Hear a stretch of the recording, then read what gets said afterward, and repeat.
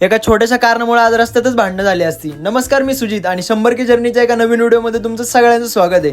आज सकाळी सकाळी जेव्हा मी पार्किंगमध्ये आलो ना, तर आपल्या बाईकचे फ्लॅग कोणीतरी चोरून घेत होतं. मला आधी वाटलं वरच्या गॅलरीतून बघणारा तर चोर नाही, आणि हे बघा अंगापेक्षा बोंगा मोठा. काय सांगायचं, हे तोंड झालं एवढंच आणि हेल्मेट झालं एवढं मोठं. जाऊ द्या. नंतर आकाश दाला आपल्या गाडीवरती टाकलं आणि थेट पोहोचलो अण्णाच्या हॉटेलवरती पोहे खायला. आज पोहेमध्ये थोडंसं मीठ कमी होतं. अण्णाचं एवढं डोकं खाल्लं ना, अण्णा काउंटरवरून ओरडायला लागला, क्या रे सुजित भाई, तुम डोका बहुत खाताय आज. ते सगळं जाऊ द्या, पण अण्णाचा स्वभाव मात्र किंग आहे बरं का.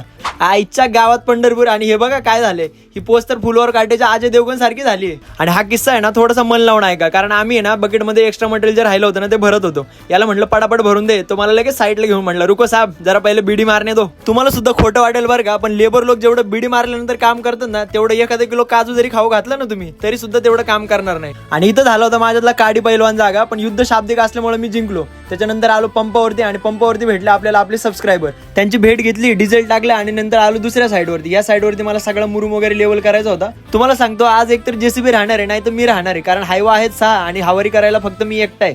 बाय द वे हा व्लॉग आहे ना मी साईडवरून एडिट केलाय, आणि कसं झालं हे कमेंट बॉक्समध्ये नक्की सांगा. मला आज रात्रभर इथं काम करायचंय. सो भेटू उद्याच्या ब्लॉगमध्ये.